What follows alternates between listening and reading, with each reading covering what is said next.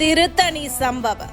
சாதி கட்சிகளை கிழித்து தொங்கவிட்ட சந்தோஷ் நாராயணன் அத்துமீறும் கும்பலுக்கு விழுந்த அடி. திருவள்ளூர் மாவட்டம் திருத்தணி செல்லும் சென்னை புறநகர் ரயிலில் பயணம் செய்த 4 சிறுவர்கள் மத்திய பிரதேசத்தைச் சேர்ந்த சிராஜை கத்தியை காட்டி மிரட்டி அதை ரீல்ஸ் எடுத்து சந்தோஷப்பட்டுள்ளனர்.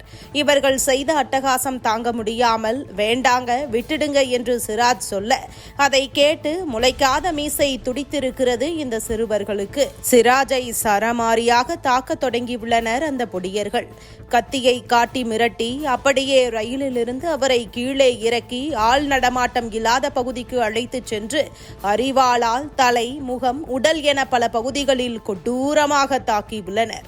அதை வீடியோக்களாகவும் எடுத்து வெளியிட்டு தங்கள் ஆண்மையின் பெருமையை பறைசாற்றியுள்ளனர். இந்த சம்பவம் தமிழ்நாடு மட்டுமின்றி மொத்த நாட்டையே உலுக்கியுள்ளது. வடமாநில இளைஞர் தானே, இவருக்கு எல்லாம் நியாயம் கேட்க யார் வருவார்கள் என்று இலக்காரமாக அந்த இளைஞர்கள் கொடூரமாக தாக்கியுள்ளனர். படுகாயமடைந்த சிராஜ் கவலைக்கிடமான நிலையில் மருத்துவமனையில் சிகிச்சை பெற்று வந்தார்.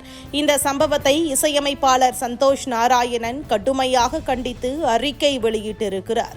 அதில் கடந்த 10 ஆண்டுகளாக நான் சென்னையில் வசித்து வரும் பகுதி, குறிப்பாக இரவில் போதைப் பொருட்களுக்கு அடிமையான குண்டர்கள் மற்றும் குற்றவாளிகளால் மிகவும் அபாயகரமான பகுதியாக இருக்கிறது.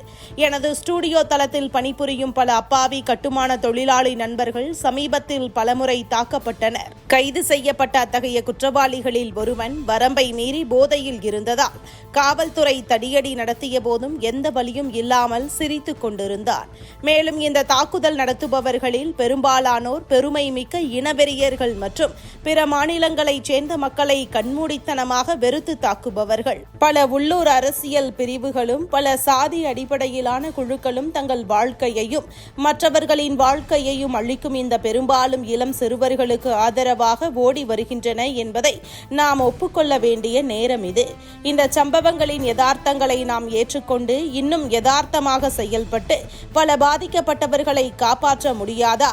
திரையில் சித்தரிக்கப்படும் வன்முறைக்கும் சமீபத்தில் நடந்ததை போன்ற நிஜ சம்பவங்களுக்கும் இடையிலான எல்லைகள் மங்க தொடங்கிவிட்டன. நாம் பொறுப்புடன் செயல்பட வேண்டிய நேரம் இது, நானும் உட்பட என தனது எக்ஸ் தள பக்கத்தில் பதிவிட்டிருக்கிறார். சிறார்களால் கடுமையான தாக்குதலுக்கு உள்ளான ஒடிசாவை சேர்ந்த இளைஞர் சிராஜ் குடும்பத்துடன் சண்டை போட்டுவிட்டு தமிழ்நாட்டிற்கு வந்திருக்கிறார். அவருக்கு இருப்பிடம் இல்லாததால் இரவு நேரங்களில் ரயில் நிலையத்தில் தங்குவதை வழக்கமாக கொண்டிருந்தார்.